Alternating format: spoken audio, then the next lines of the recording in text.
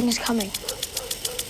Ao mesmo tempo, a gente é apresentado aqui pro nosso querido Quarteto de Ouro, o Mike, o Dustin, o Will e o Lucas jogando uma partidinha de RPG. Nesse começo, pra mim, eu acho que os Duffers já conseguiram apresentar 100% o próprio teor da série também e a própria mesclagem e a referência ao Stephen King. Esse lado mais adolescente em relação à dinâmica dos personagens, voltado um pouco mais pro It, pro Conta Comigo também, mostrando e transparecendo toda essa inocência da adolescência. Son of a bitch!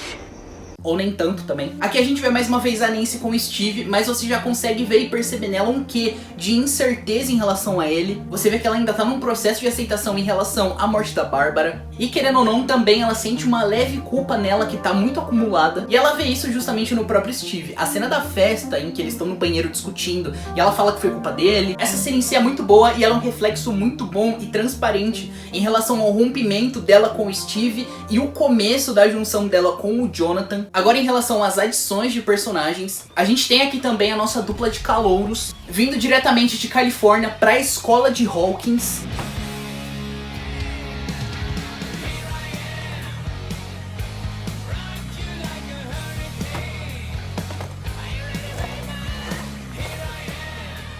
O Billy, interpretado aqui pelo Dacre Montgomery, e a nossa querida Max, interpretada aqui pela Sadie Sink. Esses dois aqui, pra mim, eles têm um contraponto perfeito, personalidades completamente diferentes, nuances completamente diferentes, mas pra mim são um dos muitos brilhos dessa temporada.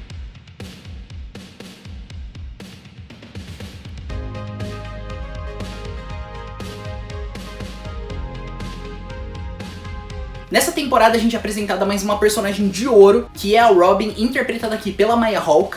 Eu acho muito bacana mostrar e aprofundar muito mais na amizade do Dustin e do Steve. Mas não só isso, eu consegui mostrar cada vez mais todo o lado frágil do Steve, porque dá um contraponto muito bom de tudo que ele era em relação ao ensino médio. Ele basicamente era o gostosão, bonitão que todo mundo queria. Ele namorava a Nancy, ele era o cara descolado. E quando tá todo mundo literalmente construindo a sua vida, conseguindo caminhar um pouco, no caso a Nancy e o Jonathan, eles estão construindo uma vida, eles estão trabalhando juntos ali. Os dois basicamente têm decidido o que eles querem pra vida deles até conseguir entrar pra faculdade. E o Steve tá completamente perdido ainda. Você meio que vai pulando de emprego a emprego. É muito real, é muito identificável. Porque, de novo, essa série, mesmo ela sendo 100% fantasiosa, eles tentam sempre ir pro lado mais identificável. Quem nunca, sei lá, mudou de escola, de cidade, a dificuldade em fazer amigos, a dificuldade de se enturmar, o medo da rejeição. Mais uma vez, os Duffers, eles trazem esses temas mais morais aqui e trabalham isso muito bem.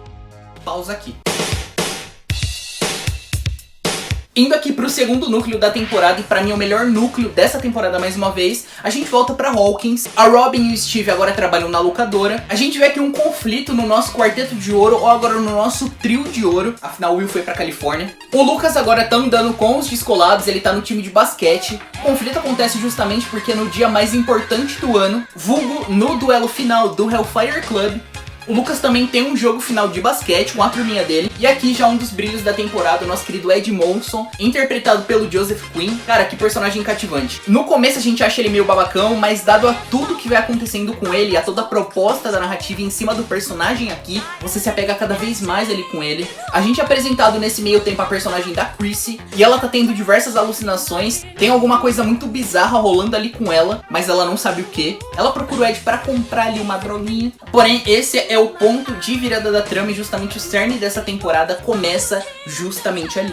A Chrissy bizarramente levita e seu corpo é basicamente quebrado, osso por osso. No final de tudo, Vecnica infelizmente consegue caminhar com o plano dele. Ele abre 3 fendas, destruindo metade de Hawkins. O Mike, o Will, Jonathan e a On voltam pra Hawkins. Eu esqueci de falar do Hopper, né? A real é que é tão irrelevante que eu nem coloquei no roteiro. Mas eles fogem da União Soviética e pelo menos o reencontro de pai e filha é de fato muito bonito. A ameaça justamente tá chegando em Hawkins. Aqui eles estão querendo ir atrás do Vecna, eles estão querendo vingança, ou como diria o Dustin, ele quer ver o coração do Vecna numa bandeja. Tem muito mais raiva, tem muito mais ódio, principalmente vindo aqui do personagem do Dustin. E eu gosto muito de ver a continuação do próprio arco dele em relação ao Ed também, todo o preconceito com o jogo de RPG da época também, em relação ao Hellfire Club, do povo ainda odiar o Ed, e o Dustin abraçar completamente a causa do Ed. Pô, a gente cresceu com a série, ele sempre vai tendo uma crescência em relação ao tom de temporada pra temporada. A primeira temporada, ela tem uma pegada um pouco mais adolescente, mas com um leve toque de terror.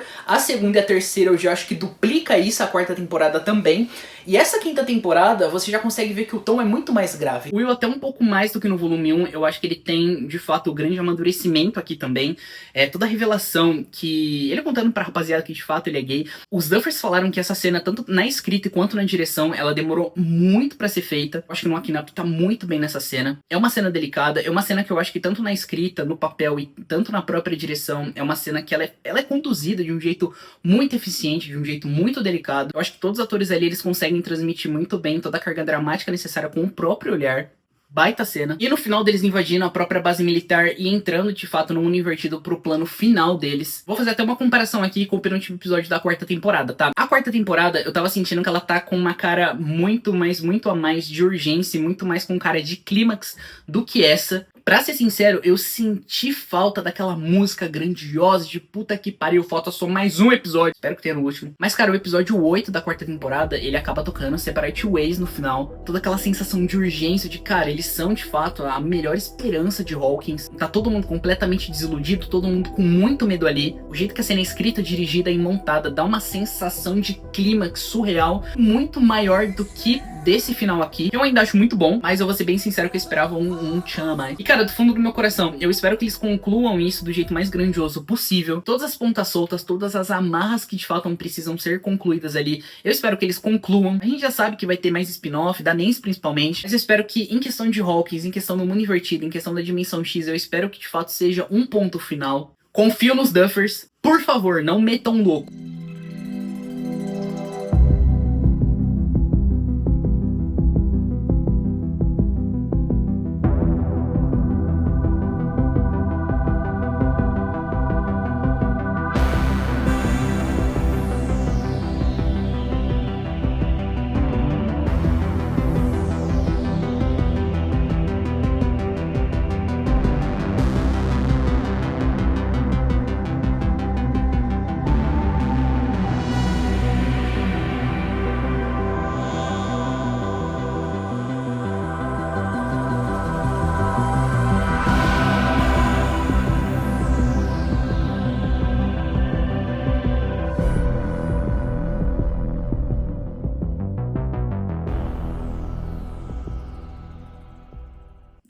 Acabou.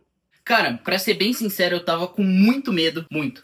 Vou recapitular uma coisa aqui. Eu cresci com Stranger Things. Lá em 2016, eu era o Davizinho, de 14 anos, ficando completamente fascinado com aquela história, com aqueles personagens. Tudo que envolve os anos 80, mesmo eu não tendo vivido a época, todos os filmes da época, sejam ET, De Volta pro Futuro, Goonies, Conta Comigo, toda essa vibe, todas as músicas, o estilo, tudo isso me traz um puta conforto, traz uma paz surreal. E o Stranger Things, ele sempre me cativou muito, principalmente pelos personagens. Quando você tem 14, 15 anos e se vê na tela completamente representado ali, um grupo de pré-adolescentes com basicamente a mesma idade que você, é impossível não se identificar. A própria dublagem é impossível não falar aqui também. Muito bonito ver a amizade que todo mundo criou ali. O João Grande, o dublador do Dustin, ele postou um vídeo saindo da gravação do último episódio, e esse vídeo me pegou muito. Esse clima de despedida, esse clima de ciclo se encerrando. Esses últimos meses parece que basicamente o mundo parou e todo mundo só falava de Stranger Things. Você ia no Mac, Stranger Things. Você ia no cinema, toda hora passava um trailer dessa última temporada. Eles podiam ter passado o último episódio também. A Netflix chapou. Mas o meu ponto é, viver tudo isso, viver todo esse hype, toda essa energia pela última vez, foi muito, mas muito gostoso. E sim, eu tava com muito medo deles justamente não finalizarem bem. Se já dá uma sensação de frustração muito grande de uma série que você gosta muito,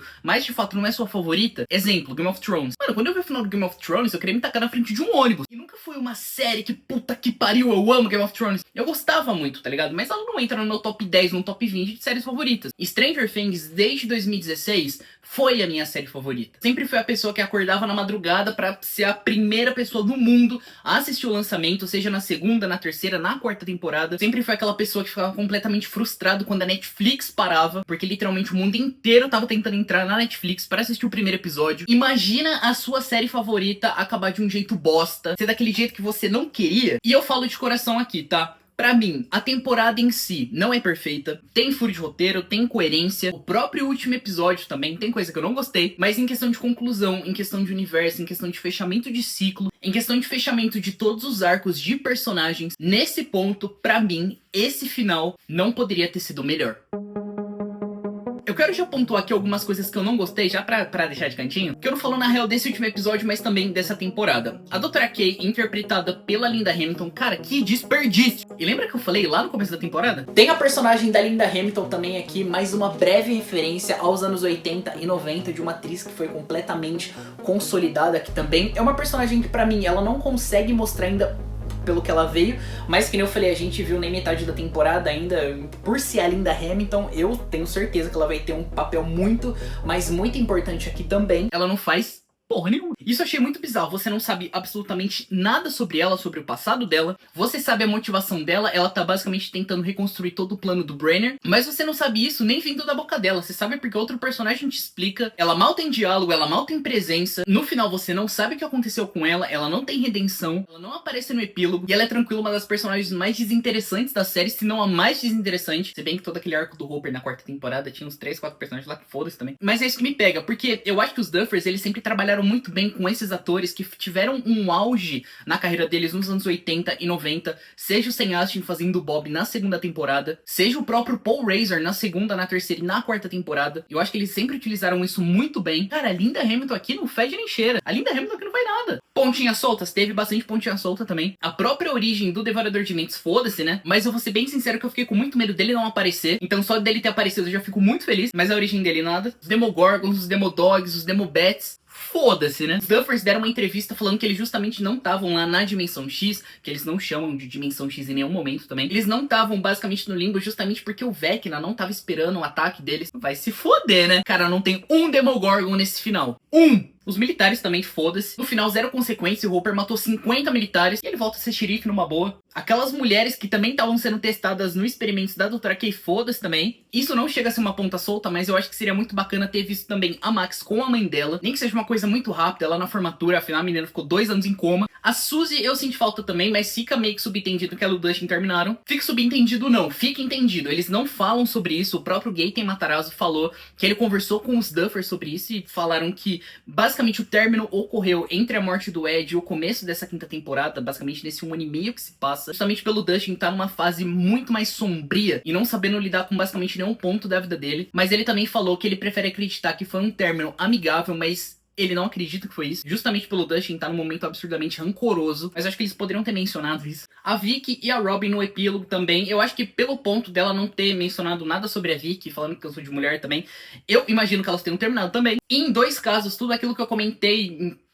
todos os resumos que eu fiz aqui de cada temporada. Comento também no primeiro e no segundo volume dessa temporada, que é justamente você ameaçar dar o impacto, ameaçar aquela morte no final não acontecer nada. Não que precise ter uma morte justamente pra ter um impacto, mas aqui eu acho que eles não conseguiram trabalhar isso muito bem, principalmente na hora que o Steve tá basicamente caindo da ponte. A gente tá completamente treinado nisso. Então na hora que ele cai, você fala, mano, você tá querendo ameaçar quem? Ele não vai cair. Na hora que solta e fica o preto, você fala, alguém pegou. Você dá uma geladinha na hora, mas você que é treinado em Stranger Things, você fala, mano, não, ele não vai morrer. E justamente o Jonathan pega ele. Toda a cena da ilusão do Vecna controlando a mente do Hopper, ele atirando em cima dele e o tiro pegando na Naum. É isso que me pega, você ameaçar, instigar que vai acontecer alguma coisa um pouco mais grave, no final não acontece. E não, eu não tô falando do final, já falo um pouco mais sobre isso. Agora eu acho que a gente já pode falar aqui com mais detalhe do porquê. Com alguns desses problemas e essas indagações, o porquê eu ainda achei um puta final. Vamos começar aqui com um dos melhores pontos dessa temporada, mas também exclusivamente desse último episódio. O Jamie Campbell Bower, pra mim, ele conseguiu fazer o nome dele ali. Eu sempre curti muito ele, eu acho que ele tá excelente no Sweeney Todd, muito bem mesmo. Como Grindelwald, eu acho que ele não tem muito o que fazer ali, mas eu acho que desde a quarta temporada ele conseguiu fazer muita coisa por essa série. Desde a primeira cena dele na quarta temporada, com aquela interpretação muito mais contida, aquela interpretação mais calma, mais com aquele olhar de psicopata. Gostei muito mais que nessa temporada eles conseguiram dar muito mais destaque pra ele como Harry do que como Vecna. Que eu já falei, toda a maquiagem de Vecna dele, a gente saber que é tudo efeito prático ali, é muito bom. Pra ser sincero, eu também fiquei com muito medo deles não tocarem no passado do Harry. Eu acho que faltou algumas coisas pra gente que entende sobre a peça, a gente sabe exatamente o que aconteceu naquela caverna.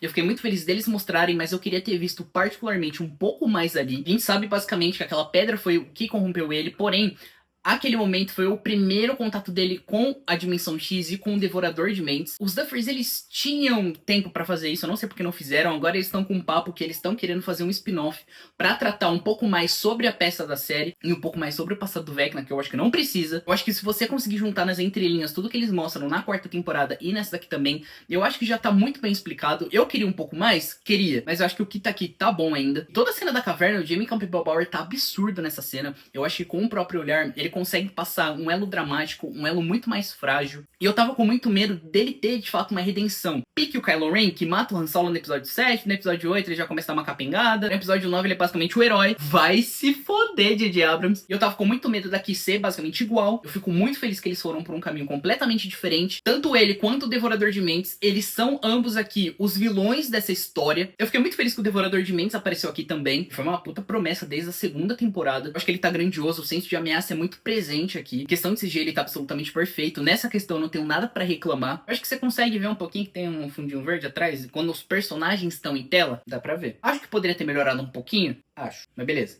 A cena em si é muito, mas muito bem dirigida. A Nancy, pra mim, nessa cena, ela consegue brilhar muito e mostrar o tamanho da personagem foda que ela é. Mais uma vez, reforçando toda a jornada de amadurecimento da personagem aqui. Ela não hesitando em nenhum momento. Eu vou ser a isca, bora metralhar esse filho da puta. Baita cena. Todo o confronto da Um com o Vecna. Eu me perguntei muito também do porquê que a Joyce foi pra Dimensão X. Por que ela não ficou com o Hopper? Ou sei lá, por que ela não ficou com a Vicky e com a Max? Mas ficou muito bem claro também que é justamente pra ela ter a sua própria vingança. Afinal, todo o cerne da história começa com ela e com o Will. Eu lembro que tinha uma teoria também, que eu não falo que ficou em aberto, porque de fato era só uma teoria, falando que o próprio Henry tinha uma ligação com o Will, que ele poderia ser pai do Will. Eu nunca acreditei nessa teoria, eu sempre falei aqui em todos os vídeos que isso era mentira. Teve muita indagação também, porque no mini flashback que tem no episódio 4 do primeiro volume, mostrava justamente a Joyce e o Harry na escola. Então eles se conheciam, os próprios Duffers confirmaram que a própria Joyce, o Hopper, eles sabiam da existência do Harry, sabiam que ele era o próprio Vecna, mas isso foi uma coisa que foi conversada meio que fora da tela. E vai se foder, né? É isso que eu falo, porra, é um diálogo. Você consegue escrever uma linha de diálogo pra falar isso? Mas justamente a ordem cronológica não bate. Por quê? Você consegue assumir que eles fizeram um próprio retcon ali. Porque o Harry, ele mata os pais dele e é preso pelo Brenner em 1959. E mesmo aparecendo ele ali no ensino médio, cara, pra mim, já ficou muito claro que o Brenner não soltou ele em todo momento. Ele tava em cativeiro desde 59, até o momento que a Um manda ele pro mundo invertido e abre o portal. O Will nasce em 1971, então ele tava de fato preso no laboratório. Não ia sair, sei lá, pra comer a Joyce e voltar, não ia rolar. Furinho de roteiro? Cara, dá pra alegar que sim. Porém, se você conseguir... Eu não sei como é que funciona o ensino médio lá nos Estados Unidos, tá ligado? Mas ele nasce em 1947. Em 59, dá pra pegar que ele tava com 12 pra 13 anos. É meio forçação de barra? É. Porém, eu entrei no médio de 13 pra 14 anos também, então... Eu gosto muito da cena da machadada, você sente... Cara, você sente o machado na tua cabeça ali. Você sente o ódio vindo da Joyce ali. Ela falando que ele mexeu com a família errada. E todo mundo olhando e remoendo todo o mal causado por ele naqueles 4 anos. A Holly relembrando quase a perda da Sra. Wheeler. A Nancy relembrando sobre a Bárbara. O Dustin relembrando a morte do Ed. No final de tudo, ver a cabeça do Vecna rolando ali, dá sim aquela sensação de dever cumprido. O núcleo, Nancy, Jonathan e Steve, eu acho que eles conseguiram resolver tudo muito bem aqui. Eu gostei muito do diálogo entre os dois, expondo de um ponto a fragilidade um pro outro em relação a Nancy. De novo, eu repito exatamente o que eu falei no volume 2. Naquela cena do término deles, que os Duffers confirmaram que sim, é um término. Eu não acho que eles passaram a mensagem bem, porque eu não vi aquilo como um término, mas beleza. Mas eu reafirmo, eu acho que a Nancy é uma personagem tão foda que eu acho que ela não precisa ter, sei lá, um elo amoroso ali. O diálogo dos dois percebendo e falando da pretensão entre todo mundo ali, o quanto é todo mundo tão diferente um do outro. E o Steve falando que ele preferia de fato ter ela por perto como amiga do que como nada. Eu acho que esses momentos mais pessoais, eles continuam sendo um brilho desse último episódio também. Sobre a Eleven, o Hopper e a Kali, pra mim é o núcleo, mais uma vez, mais desinteressante desse último episódio. Não só desse último episódio, mas dessa temporada no geral. Eu já tinha comentado um pouco sobre isso no volume 2. Porém aqui eu já acho que funciona um pouco melhor. Porque aqui, de fato, eu senti o amadurecimento vindo da Um e da própria relação dela com o Hopper também. Toda a questão do trauma que o Hopper tinha, todo o elo paterno, toda a proteção paterna que ele tinha em relação a Um, de basicamente não deixar ela, desde a segunda temporada, tomar as próprias escolhas ali. Eu acho muito bonito todo o diálogo da Sarah. É um diálogo, cara, bem pesado se você pegar mais a fundo. Mas querendo ou não, é um diálogo muito real também, da própria Um ter sim uma escolha. Eu sinto que ali também é a virada de chave do Hopper, dele olhar e falar, cara, ela não é mais uma criança. Ela não é mais aquela menina que eu socorri quando tinha 11 anos. Olha a quantidade de coisa que ela fez. Ela consegue se cuidar. Olha o amadurecimento dela ali. E eu acho que isso respinga muito bem pro epílogo e o diálogo que ele tem com o Mike um pouco mais pra frente. Já falo sobre isso. A Callie Morelli pra mim é muito manjado. Eles trouxeram ela aqui pra duas coisas. Primeiramente pra dar uma amarrada com a segunda temporada, pra não deixar mais uma ponta solta. E justamente pra matar ela e pra fazer mais uma coisinha que eu já falo um pouco mais também. Após a morte do Vecna, eles voltando. E um detalhe bem besta, né? Eu acho muito bizarro que eles literalmente planejaram destruir o mundo invertido e voltar. Eles realmente acharam que os militares não iam estar ali na base, que não ia ter nenhuma consequência, que eles não iam fazer literalmente nada ali. Toda a cena da morte da eu já acho que a gente consegue tirar pontos interessantíssimos dali. O primeiro ponto do porquê eu vou confirmar minha teoria um pouco mais pra frente também. Chamar 50 soldados ali. Literalmente ninguém viu a indo pro Big Mac, como diria o Robin. Ninguém viu ela. Eu não sei, eu não pensei que tivesse a ver com a Callie, que ela poderia de fato estar fazendo uma ilusão ali. Mas a cena em si, na hora eu já matei. Beleza, eles vão matar a ali, mas no epílogo vão trazer ela de volta. Mas no geral, é uma baita cena. O próprio diálogo dela com o Mike pega muito no coração. Tá todo mundo muito bem ali. E voltando até ao próprio amadurecimento do Hopper também, você vê que ele mesmo gritando e gritando e gritando pra ela sair dali. Você vê que por um certo ponto, ele meio que cai naquele elo da aceitação.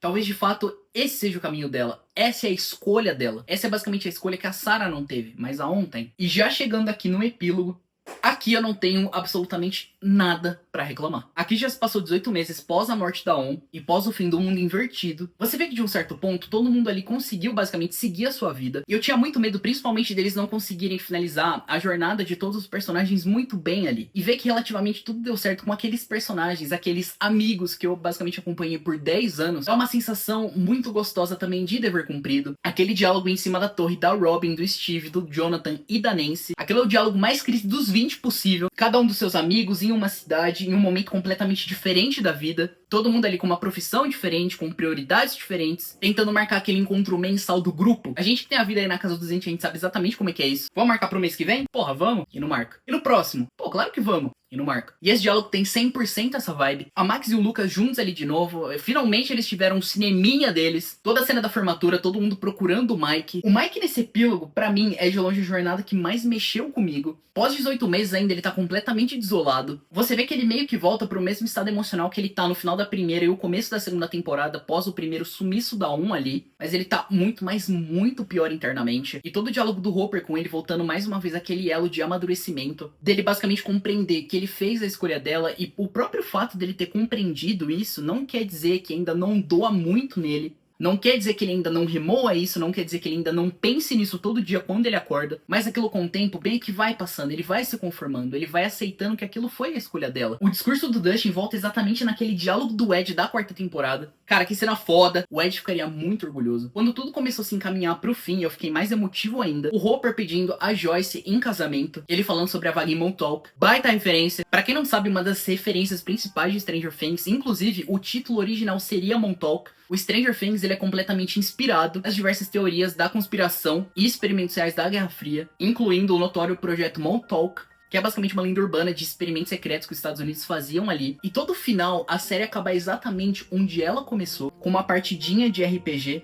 Eu achei de um bom gosto tremendo. E aqui a gente basicamente pode ter duas interpretações também. E cara, de coração, as duas interpretações eu acho absurdamente válidas e absurdamente ricas narrativamente. A primeira interpretação é que de fato a morreu ali. E o Mike de fato não conseguiu lidar com o luto dele, que é uma coisa muito real. Ele não conseguiu aceitar que a morreu e de uma forma de consolo pra ele próprio. Ele cria basicamente aquela história que ela pode estar viva em algum lugar, que ela pode estar segura, que ela pode estar bem. Porém, muito, mas muito longe de Hawkins. E a minha teoria, e é de fato o que eu acredito, é que a realmente tá viva. E pra mim faz muito sentido toda a teoria do Mike, que a 8 de fato plantou aquela ilusão pra conseguir fugir como um último plano, o que casa muito bem com o último diálogo da 8 com a também, falando sobre escolhas. A Callie falando que ela não tinha escolha, mas a tem, se contradizendo muito com o próprio plano inicial da Callie. Eu não acho que perante a escolha de se sacrificar, mesmo sendo muito nobre, comparado basicamente a tudo que a viveu ali, uma vida que basicamente foi tirado tudo dela. Ela não teve família, ela não teve infância, ela não teve uma mãe. Isso, querendo ou não, mesmo longe de todo mundo,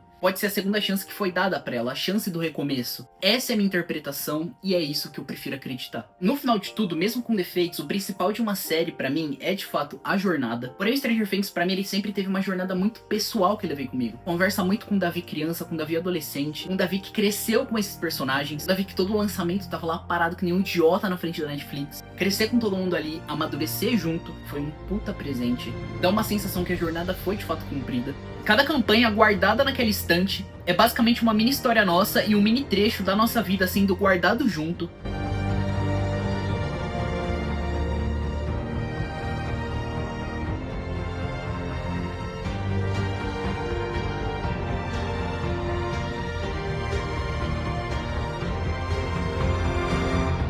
E que agora é hora de novas histórias, independentemente do spin-off que vier ali. Hawkins e a jornada do nosso Sexteto de Ouro acaba aqui, e pra mim não poderia ter sido um final melhor.